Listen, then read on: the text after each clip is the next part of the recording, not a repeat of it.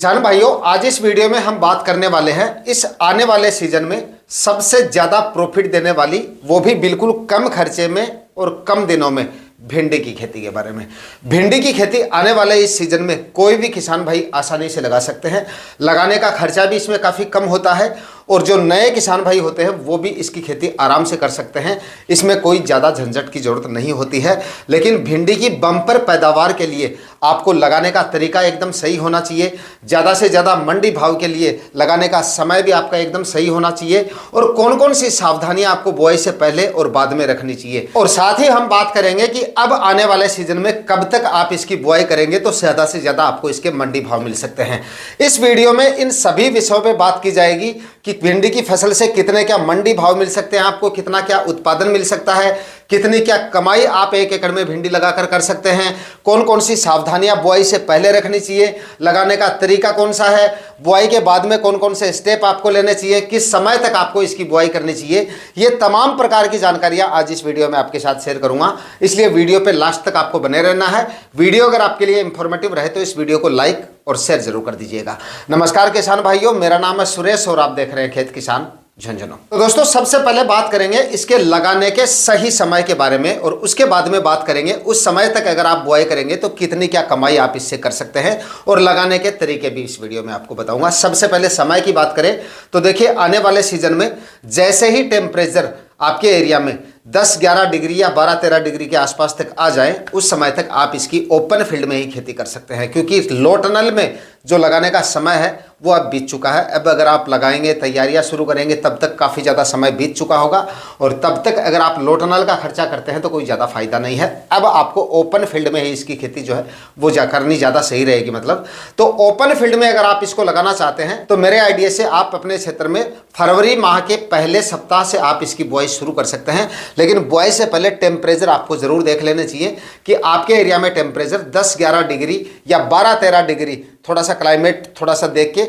इससे ऊपर अगर रहने लगे, उस समय पे आप इसकी बीजों की बुआई जो है वो कर सकते हैं। ध्यान रहे, ठंड ज़्यादा है तो अंकुरण में दिक्कत आ सकती है, क्योंकि वैसे भी इसका बीज जो होता है वो काफ़ी ज़्यादा हार्ड होता है और ऐसे में अगर थोड़ी सी भी ठंड पड़ जाती है तो उसके बीजों के जमाव में काफ़ी ज़्यादा समय लग जाता है अगर हम ओपन फील्ड में इसकी खेती करते हैं। तो सबसे ज़्यादा मंडी भाव के लिहाज से देखा जाए तो फरवरी के पहले सप्ताह तक आपको इसकी बुआई कर देनी है, तब जाके आपको इसके सबसे ज़्यादा और हाईएस्ट मंडी भाव मिल सकते हैं। और जो किसान भाई बाद में भी लगाते हैं तो देखिए, भिंडी एक ऐसी फसल है जिसकी 12 महीने डिमांड मंडियों में ठीक ठाक रहती है या एवरेज से थोड़ी ज़्यादा रहती है बाकी सब्जियों के मुकाबले, क्योंकि इसकी आवक ज़्यादा नहीं होती है मंडियों में, सप्लाई कम रहती है और डिमांड बहुत ज़्यादा रहती है। जैसे ही मंडियों में आना शुरू करती है उसके बाद में जब तक ये मार्केट में रहती है तब तक ये अच्छी खासी डिमांड में देखी जाती है। ज़्यादातर सब्जियों में बाद में जाके क्या होता है, बाद में जाके खरीदार उनके जो है वो थोड़े ऊब जाते हैं और बाद में उनकी डिमांड धीरे धीरे कम होने लगती है। लेकिन भिंडी की डिमांड बराबर बनी रहती है, इसलिए एवरेज मंडी भाव भी बाद में जाके अगर आप लगाते हैं तब भी इसके 20-25 रुपए के एवरेज मंडी भाव आपको आराम से मिल जाते हैं। और अगर हम इसको सही समय पे थोड़ी सी अगेती लगा लेते हैं बाकी किसान भाइयों से तो हमें इसके मंडी भाव 30-35-40 रुपए तक भी मिल सकते हैं। अगेती का मतलब है, अगेती का टाइम तो अभी निकल चुका है, लेकिन फरवरी में भी अगर आप पहले सप्ताह तक बुआई कर देते हैं तो अपनी भिंडी अगेती रहती है बाकी किसान भाइयों के मुकाबले, क्योंकि ज़्यादातर किसान भाई फरवरी के अंत में या मार्च महीने में ज़मीन वगैरह खाली होने के बाद में इसकी खेती जो है वो करते हैं। लेकिन तब करने पर भी एवरेज मंडी भाव 20-25-30 रुपए के आपको आराम से मिल जाते हैं।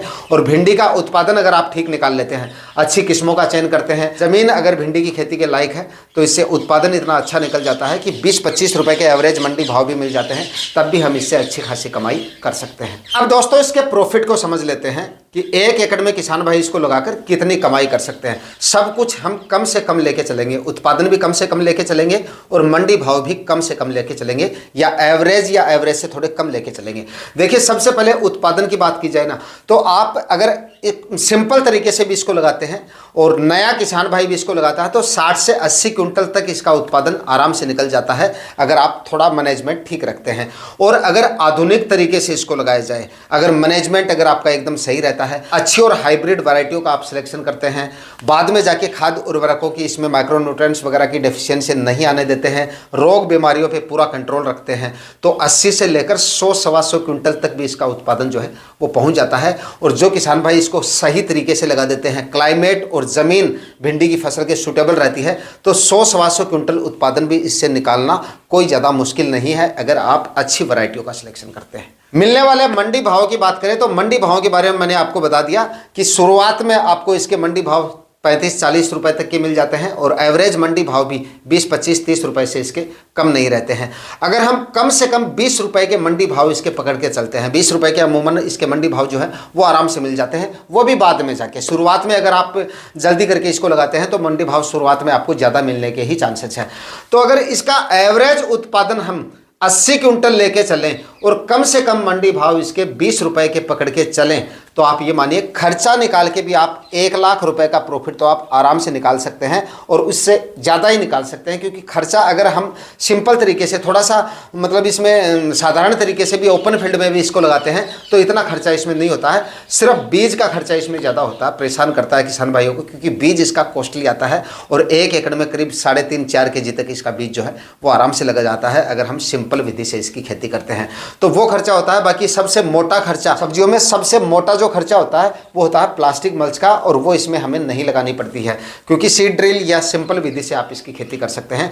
लेकिन मैं आपसे ये कहूँगा कि आप सिंपल विधि से खेती कर सकते हैं, लेकिन बेड बना के इसकी खेती करेंगे तो उत्पादन और भी ज़्यादा मिलेगा। इसमें आपका सिर्फ बेड बनाने का खर्चा होगा और कोई ज़्यादा खर्चा नहीं होता है, प्लास्टिक मल्च वगैरह की जरूरत नहीं है। लेकिन आप बेड बना के इसकी खेती करेंगे तो इसमें खर्चा तो वही होगा लेकिन उत्पादन ज़्यादा निकलने के चांसेस रहते हैं। तो 80 क्विंटल उत्पादन लेके चलें और 20 रुपए के मंडी भाव लेके चलें और खर्चा भी अगर पूरा निकाल देते हैं, टोटल खर्चा निकालते हैं तो 1-1.25 लाख रुपए हमें भिंडी आराम से निकाल के दे सकती है, और वो भी कम खर्चे में और नए किसान भाइयों को भी। किसान भाइयों, अब बात करते हैं लगाने से पहले कौन सी सावधानियां रखनी है आपको और किस तरह से आपको भिंडी की बुआई करनी है। देखिए, भिंडी की फसल में एक ही बीमारी सबसे ज़्यादा परेशान करती है और वो है जड़ से संबंधित बीमारियां। चाहे आप किसी भी तरह के प्लॉट में इसको लगा लीजिए, किसी भी तरह का आप बीज उपचारित कर लीजिएगा, कोई भी फार्मूला आप अपना लो, थोड़ी बहुत शिकायत आए बिना इसमें नहीं रहेगी। और अगर आप सावधानियां नहीं रखते हैं तो इसमें समस्याएं काफ़ी ज़्यादा आ जाती हैं, किसान भाइयों के प्लॉट खाली हो जाते हैं। तो हम पहले ही इसका पूरी तरह से जाब्ता कर लेते हैं, और जाब्ता आपको ऐसा बताऊंगा, भिंडी की फसल में जड़ से संबंधित बीमारियां आपको देखने को नहीं मिलेगी। देखिए, ज़मीन वगैरह की तैयारियां शुरू करें उससे पहले करीब 10-12 दिन पहले आपको ये काम करना है। एक छाया का पेड़ ढूंढिए और पेड़ के नीचे आप करीब 1 क्विंटल अच्छी तरह से सड़ी हुई गोबर की खाद का ढेर लगा लीजिए। ध्यान रहे, खाद एकदम अच्छी तरह से सड़ी हुई होनी चाहिए और ठंडा गोबर होना, मतलब ठंडी खाद होनी चाहिए, थोड़ी गर्माहट उसके अंदर नहीं होनी चाहिए। उसके बाद में आपको क्या करना है, 2 kg ट्राइकोडर्मा विरिडी लेना है आपको। ट्राइकोडर्मा पाउडर को आप छिड़काव हाथ से, मतलब पूरे ढेर के ऊपर छिड़क दीजिएगा और उसके बाद में हाथ या फावड़े से उसको मिक्स कर दीजिएगा और उसमें थोड़ी सी नमी दे दीजिएगा, मतलब स्प्रे टैंक से या किसी भी तरीके से उसमें मतलब थोड़ी सी नमी आप नम कर देना उसको। और नमी इतनी होनी चाहिए कि लड्डू बन जाए, हाथ से इस तरह से करें तो लड्डू बन जाए, लेकिन लड्डू में से पानी नहीं टपकना चाहिए, इतनी नमी पर्याप्त है। ये नमी देके और उसके बाद में हाथ या फावड़े से उसको अच्छी तरह से मिक्स करके फिर से उसका ढेर बना के और जूट की बोरियों से उसको ढक देना है। 2-3 दिन से चेक करते रहें जूट की बोरियों को हटा के कि नमी कहीं कम ना हो जाए। अगर कम होती दिखे तो फिर से पानी छिड़क कर पर्याप्त नमी उसको दे देनी है। उसके बाद में 10 दिन बाद में, 10 या 12 दिन बाद में आप उसको उठा के देखेंगे जूट की बोरियों को, तो गोबर के ढेर के ऊपर आपको सफ़ेद फफूंद नजर आ जाएगी, मतलब एक चादर सी बन जाएगी ऊपर।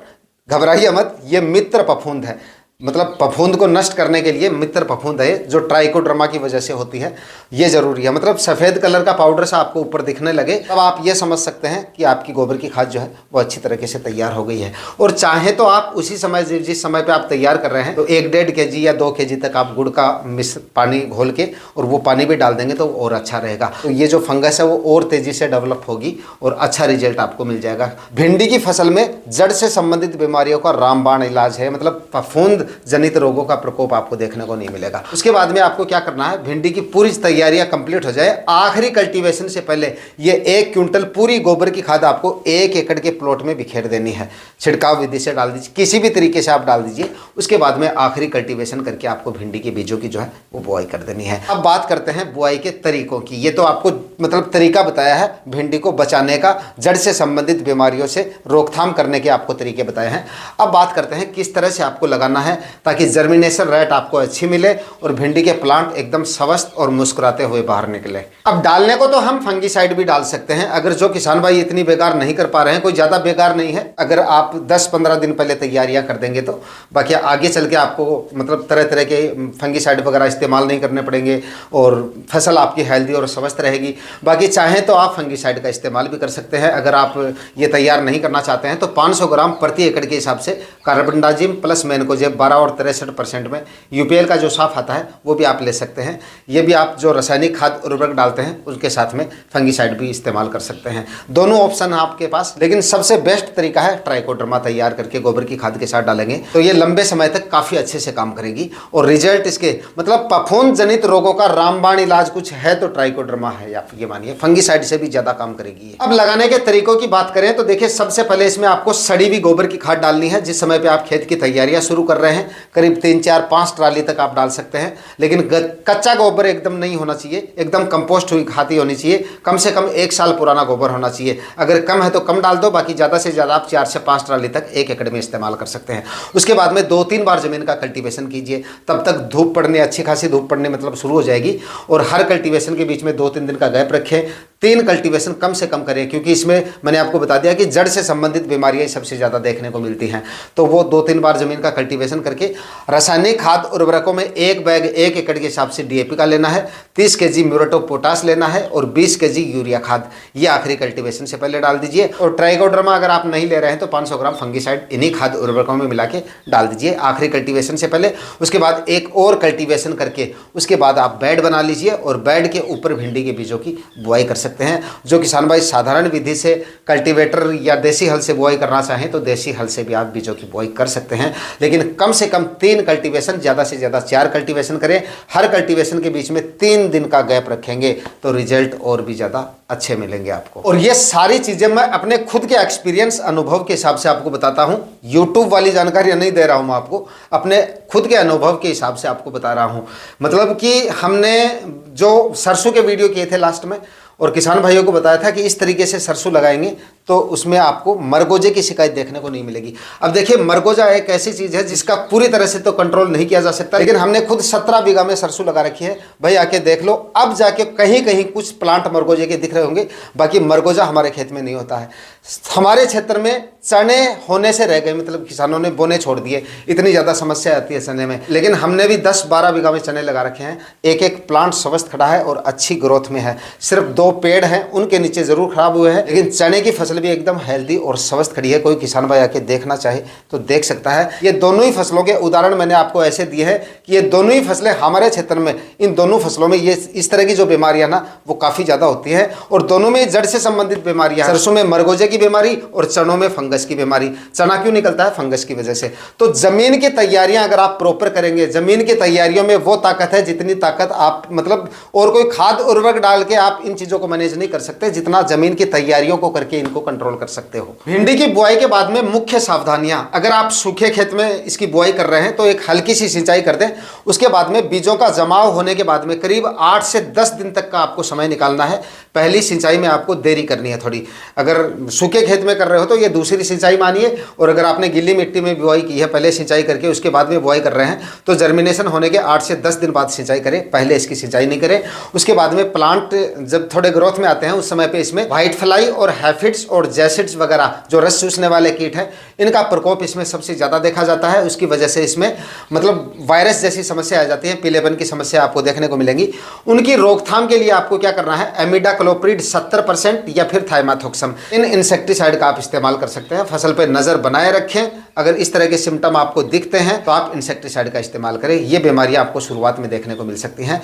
तो ये सावधानियां रखनी है। सावधानी सिंचाई में बहुत ज़्यादा रखनी है। पहली सिंचाई का टाइमिंग याद रखिए और दूसरी हल्की सिंचाई करनी है। कभी भी भिंडी में बाद में भी जो सिंचाई आप कर रहे हैं हल्की सिंचाई करिए। यानी कि भिंडी को नमी पसंद है लेकिन कीचड़ पसंद नहीं है। कीचड़ अगर आपने कर दिया, ओवर वाटरिंग कर दी, ज़्यादा पानी ठहर गया तो फिर भिंडी की फसल में समस्याएं आ जाएंगी। ये थोड़ी सी आपको सावधानियां रखनी है। आज के वीडियो में इतना ही। वीडियो अगर आपके लिए इंफॉर्मेटिव रहा तो इस वीडियो को लाइक और शेयर जरूर कर दीजिएगा। चैनल पे नए हैं तो सब्सक्राइब कर दीजिएगा। मिलते हैं किसी और वीडियो में नए टॉपिक के साथ। तब तक के लिए जय जवान जय किसान।